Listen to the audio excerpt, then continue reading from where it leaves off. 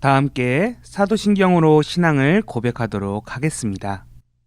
전능하사 천지를 만드신 하나님 아버지를 내가 믿사오며 그 외아들 우리 주 예수 그리스도를 믿사오니 이는 성령으로 잉태하사 동정녀 마리아에게 나시고 본디오 빌라도에게 고난을 받으사 십자가에 못 박혀 죽으시고 장사한 지 사흘 만에 죽은 자 가운데서 다시 살아나시며 하늘에 오르사 전능하신 하나님 우편에 앉아 계시다가 저리로서 산자와 죽은 자를 심판하러 오시리라. 성령을 믿사오며 거룩한 공회와 성도가 서로 교통하는 것과 죄를 사하여 주시는 것과 몸이 다시 사는 것과 영원히 사는 것을 믿사옵나이다. 아멘.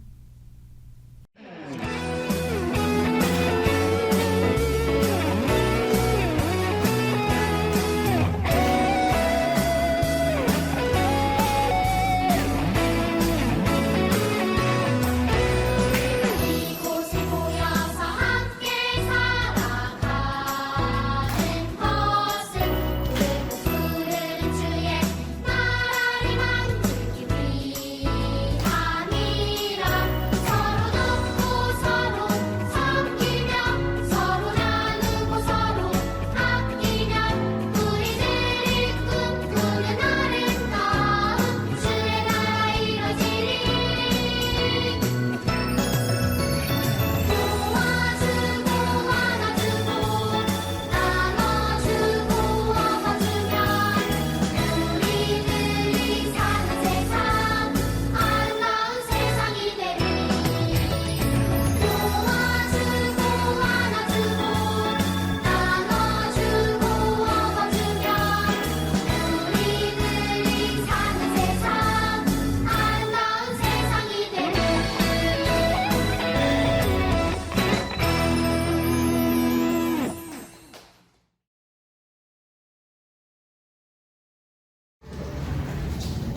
하고 기도선하고 기도하시겠습니다.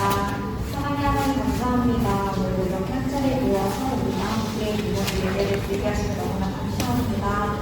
아버지 날씨가 점점 따뜻해지면서 일교차가 커지고 있습니다. 우리 아이들 선생님들 감기 걸리지 않게 건강 지켜주세요.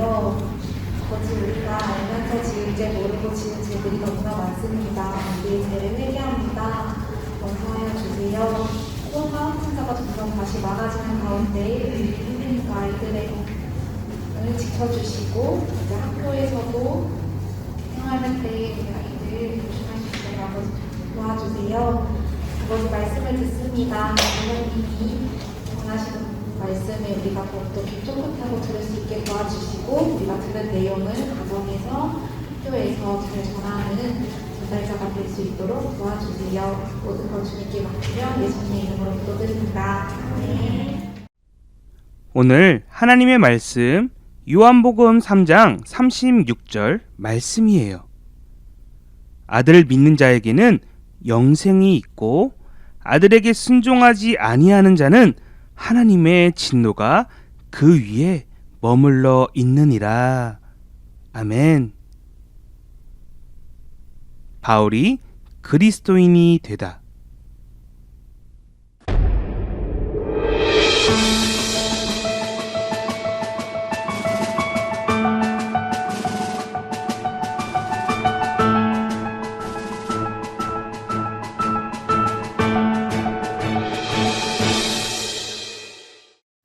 샬롬 친구들, 한 주간도 잘 지내보았나요? 지난 시간에는 예수님을 전하던 사도들과 여러 사람들이 고통과 어려움을 겪게 되는 모습들, 우린 지난 시간에 보게 되었어요. 특히나 스데반 집사님은 복음을 전하시다가 많은 사람들에게 돌에 맞아 죽게 되는 그런 안타까운 모습들도 보게 되었어요. 사실 스데반 집사님뿐만 아니라 복음을 전하던 많은 사람들이 고통을 받고 죽게 되는 일들이 너무나도 많았죠. 한국에도 복음이 처음 들어올 때 많은 선교사님들이 예수님을 전하다가 죽기도 했어요. 예수님께서는 십자가에서 우리를 위해 피 흘리신 것처럼 많은 선교사님들도 자신의 피값으로 많은 사람들에게 아낌없이 복음을 전하는데 힘쓰셨어요. 사실 선교사님들의 헌신으로 우리가 지금 하나님의 말씀을 보고 들을 수 있는 것이에요. 동일하게 우리 친구들도 성령 하나님을 의지하여 많은 사람들에게 복음을 전해보는 시간들이 있었으면 합니다. 물론 코로나로 인해서 학교나 학원에 복음을 전하기 매우 어려운 상황이지만 겁먹지 않고 주님을 의지하여 담대하게 행동하는 우리 친구들 되기를 소원합니다. 자, 오늘부터는요, 한 인물을 통해서 사도행전이라는 성경을 조금 더 자세히 살펴보려고 해요. 이 사람의 이름은 바로 사도 바울이에요. 여러분이 보고 있는 신약 성경, 특히나 사도행전 뒤에서부터 나오는 이 많은 성경들은 거의 이 바울이 하나님을 통해서 기록할 정도로 하나님께 크게 쓰임받은 인물이에요. 이런 바울이 처음에는 예수님을 믿는 사람들을 잡아 팔아 넘겼으며 예수님을 믿지 못하게 했던 사람이었다면 우리 친구들 믿을 수 있겠어요? 그런 사람이 오늘 우리에게 복음을 전했다라는 거 믿을 수 있겠어요? 심지어 스데반 집사님이 저번 주에 우리 보았듯이 돌에 맞아 죽었던 그 현장 가운데 있었던 사람 중 한 명이 바로 이 바울이었어요. 자, 오늘 이 바울 어떤 사람이었고 그리고 그가 어떻게 예수님을 믿게 되었는지 이 시간에 같이 한번 살펴보도록 할게요. 바울의 원래 이름은 사울이었는데 이 사울은 허가증을 가지고 있었어요. 이 허가증은 바로 예수 믿는 자들을 체포할 수 있는 것이었어요. 그는 예수님께서 하나님의 아들이라는 사실을 믿지 못했고 죽었다가 살아났다라는 그 사실을 이해하지 못했어요. 그래서 예수 믿는 자들은 거짓된 자들이기에 모두 없애야 한다고 믿었어요. 사울은 유대인으로서 길리기아 다소라는 곳에서 태어났어요. 사울은 유명하고 존경받던 가말리엘 율법 교사로부터 말씀을 배웠던 사람이었어요. 아무나 이 사람에게 배울 수 있었던 것은 아니었죠. 사울의 집안은 높은 지위를 가졌으며 말씀을 가르치고 행하는 바리새인 집안이었어요. 사울은 사도들과 예수를 믿는 사람들을 위협하고 협박했어요. 그리고 죽이고자 하는 마음이 가득했어요. 사울의 눈에는 예수를 믿는 사람들은 이단이었고 하나님을 모독하는 사람들로 보였기 때문이었어요. 사울은 예루살렘뿐만 아니라 다메섹과 여러 동네에 있는 그리스도인들을 죽이고 핍박하기 위해 대제사장에게 허가증을 받기도 했어요. 그는 끝까지 그리스도인들을 찾아내어 잡겠다라는 마음으로 이러한 모든 일들을 했죠. 사울은 예수를 믿는 자들을 잡기 위해 다메섹까지 쫓아가게 되었어요. 그 거리는 무려 280km 정도인데 대략 서울에서 광주까지 또는 서울에서 대구까지 되는 거리였어요. 오늘날에는 차가 있지만 당시에는 낙타나 말을 타고 갔기에 너무나도 먼 거리였어요. 그 거리를 사울은 예수를 믿는 자들을 잡기 위해 쫓아간 것이었어요. 사울이 다메섹 근처에 이를 때였어요. 갑자기 하늘에서 빛이 비추고 소리가 들려왔어요. 사울은 깜짝 놀라 땅에 엎드려졌어요. 사울아, 사울아, 내가 어찌하여 나를 박해하느냐? 사울은 누구인지 물었어요. 그때 하늘에서 나는 내가 박해하는 예수다 라는 음성이 들려왔죠. 같이 가던 일행들도 소리는 들었으나 아무것도 보지는 못했어요. 그저 너무 놀라서 아무 말도 못하고 서 있을 뿐이었어요. 그리고 하늘에서 예수님의 음성이 계속 들려왔어요. 너는 일어나 시내로 들어가라. 내가 행할 것을 내게 이를 자가 있느니라 라고 말씀하셨죠. 이 사건으로 인해서 사울은 앞을 보지 못하게 되었어요. 사울은 사흘 동안 보지 못하고 먹지도 못했어요. 사울은 사흘 동안 그저 기도할 뿐이었어요. 예수님을 만난 사울은 진정 예수님은 살아계신 하나님이라는 사실을 보게 되었고 그는 지금까지 자기가 그리스도인들을 붙잡고 괴롭혔던 모든 것들을 반성하고 회개하기 시작했죠. 이때 다메섹에 살고 있었던 예수를 믿는 아나니아라는 제자는 환상을 보게 되었어요. 그 환상 가운데 예수님께서 말씀하셨죠. 가서 유다의 집에서 사울을 찾으라. 그가 기도하는 중이다. 아나니아는 사울이 그리스도인들을 죽이려 했던 사람이라는 사실을 예수님께 말씀드렸어요.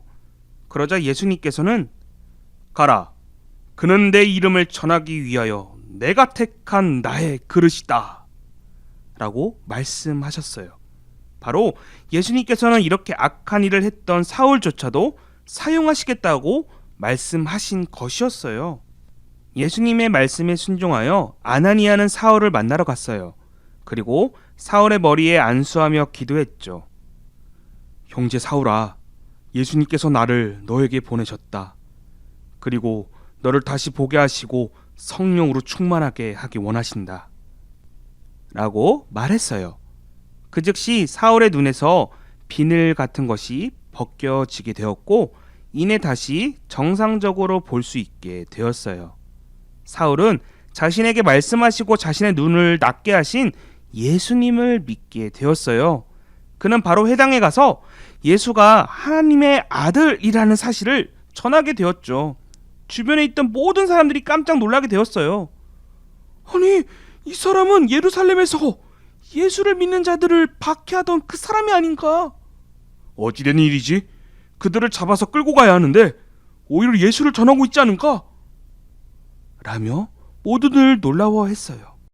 친구들, 오늘 사울의 이야기 잘 들어보았나요? 그는 예수를 믿는 사람들을 괴롭히고 붙잡는 사람이었어요. 그러던 그가 진정 예수님을 만나자 변화되는 것을 우리는 오늘 보게 되었어요. 친구들, 사실 사울은 앞서 이야기했듯이 하나님 말씀에 능통하고 똑똑한 사람이었어요. 그는 정통 유대인이면서도 바리새인이었고 그의 스승은 유대인들에게 존경받는 가말리엘 율법 교사였어요. 그는 똑똑했을 뿐 아니라 열정이 가득한 사람이었어요. 물론 그 열정이 잘못된 곳에 쓰였긴 했지만 그럼에도 그는 다른 사람들에 비해 무척 말씀을 잘 알고 있었고 매우 너무나 똑똑했던 사람이었어요. 그러던 그가 자신의 지식과 지혜, 자신이 가지고 있던 생각을 뛰어넘는 그런 일이 발생하게 된 것이죠. 자신이 알고 있던 예수님은 잘못된 분이 아니라 진정 하나님의 아들이라는 것을 직접 보았고 느꼈으며 알게 되었다라는 거예요.